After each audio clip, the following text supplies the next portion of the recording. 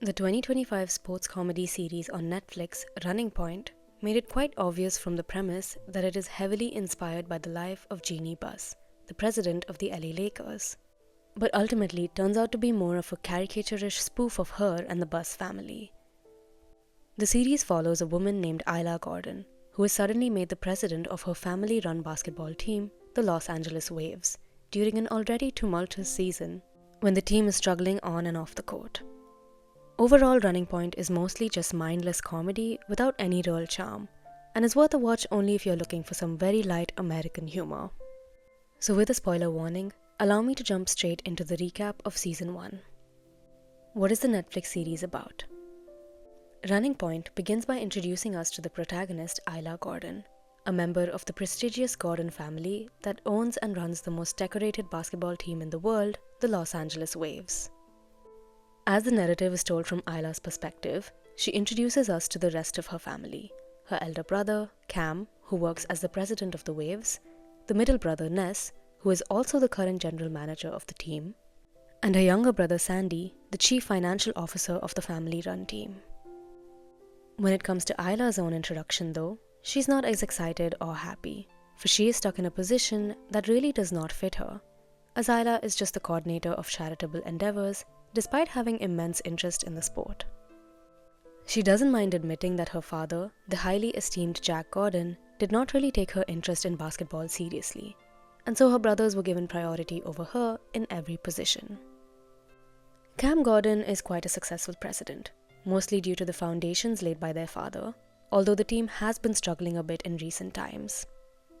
Ness happens to be the only Gordon to have actually played the sport, as he was drafted by his father for the Waves team, but he could not stick around for more than a year and went on to play basketball in the Philippines.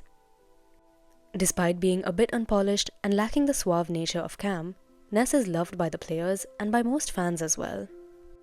Sandy is mostly a professional who always keeps the finances and economics of the team in mind while making decisions, and so he's not very popular among the people around him. After having been ignored by her old school father for most of her life, Isla became desperate to create an image of her own, and her youthful ignorance pushed her towards posing topless for Playboy magazine and then becoming the center of tabloid gossip for her alcohol-related problems. When Isla finally decided to alter her public image and turn her life around, it was Cam, with whom she was the closest, who gave her the opportunity to be associated with the Waves team and contribute to the family business. Isla had been doing a great job in the role as a charity coordinator, which had significantly helped in making the Waves team even more popular among fans of all ages. This is the very reason why Cam appoints her to be the interim president of the franchise when he has to step away due to his drug addiction. Both elated and nervous by the stupendous responsibility, Isla Gordon starts work as the president of LA Waves, prepared to crush every obstacle in her way.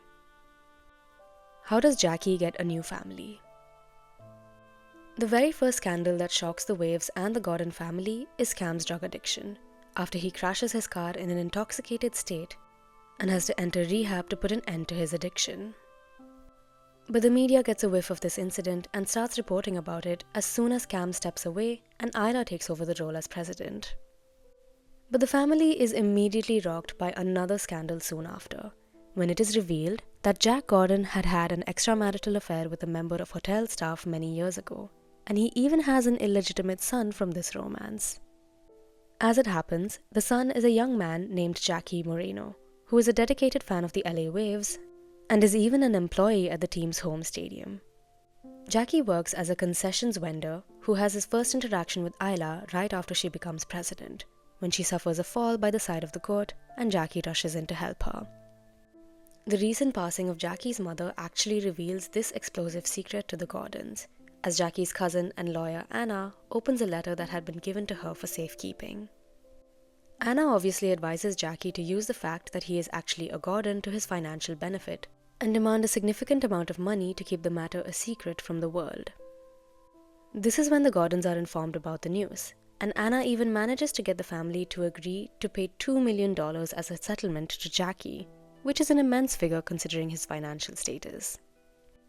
However, the young man does not show any interest in the money and instead yearns for new family members, since his only family, his mother, has now passed away as well. Sensing Jackie's grief in having to give up on his newfound family, Isla tells him not to sign the NDA and soon hires him as a personal assistant of hers. Although Jackie initially makes a number of mistakes in the job, he gradually learns the ropes of the trade and becomes quite a good secretary. When some serious matters press each of the siblings later in the series, it is Jackie who helps them out in whatever way he can, and he actually does quite well in resolving the problems. During Running Point's ending, Isla, Ness and Sandy all ignore Jackie and make him feel unwanted, to the point of Isla even telling him to leave the room during a family-only meeting. This hurts the young man tremendously, and he goes away from the office to have lunch at a restaurant that he and his mother used to frequent. Despite everyone having neglected him earlier, the Gordon siblings now suddenly feel the absence of Jackie, and they all realize how much he means to the establishment and therefore to the family. This is why the three quickly go to the restaurant and make amends with Jackie, and the young man is finally able to get a new family, just like he had desired. How does Isla deal with Travis Bugg? The toughest situations that Isla has to deal with in regards to the LA Waves team are all linked with one of their players, Travis Bugg. Although a talented and promising young player, Travis is an absolute mess off the court, and he is unhappy from the get-go because he does not feel a woman can be the president of a men's sporting organization. After a long-standing sponsor of the team decides to step away because of Cam's drug addiction, Isla makes a remarkable deal with the beauty brand Sephora, since there are a significant number of female basketball fans. But Travis Bugg, who is later revealed to be from a backward place in Florida and therefore has not had much exposure to the modern world, finds this partnership ridiculous, and he obscenely makes fun of Sephora in public. When Isla then meets with Travis privately to make him understand the situation, he does agree to apologize publicly, but then he misreads the atmosphere in the room and tries to kiss his boss. Isla not only has to deal with all these foolish decisions of Travis, but also with his overbearing mother Bonnie, who starts meddling into team matters in her effort to support her son. Isla is initially understanding of Bonnie and supports her for having raised Travis all by herself under extremely difficult circumstances, for her husband was a serial killer who was imprisoned. But sweet words ultimately do not work. It all ends with Bonnie punching Isla in the face and being forcibly dragged away from the Waves building. But it does make things better between the president and Travis, since the latter personally apologizes for the fiasco. But just as things start looking better, Travis starts taking pills to calm his nerves and eventually gets addicted. It is the team's most celebrated player, Marcus Winfield, and the young rookie, Dyson Gibbs, who step in and report Travis's addiction to Isla. Although the player needs to be rested and put into rehab, Isla initially decides to let him play, just so that the team can somehow make it into the playoffs, but she eventually realizes her mistake. In Running Point's ending, Isla herself drives Travis to a rehab center, which also helps her bond stronger with the other players, since her action is appreciated by everyone. Can the Waves win the title under the leadership of Isla? When Isla takes over the LA Waves, the team is in absolute disarray on the court, and they struggle to win games even against the weakest opponents. Due to the on-court struggles and also the off-court scandals, most of the team authorities want to trade Travis Bugg away and give up on the season already, with the intention of rebuilding the team from next year. However, Isla refuses to give up so early, and she takes the bold decision of keeping Travis on the team and instead promoting a youth league player named Dyson Gibbs. She also eventually convinces Marcus Winfield to be a leader to his young teammates, and it all plays brilliantly, with the Waves making it into the playoffs after a long run of wins.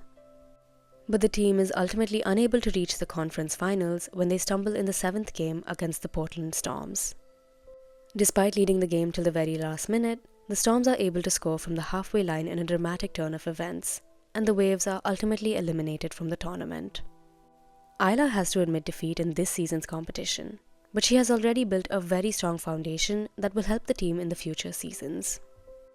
Although the head coach, Jay Brown, is about to leave the team and move to Boston so that he can be closer to his children, the Waves will surely find a way to get better in the near future.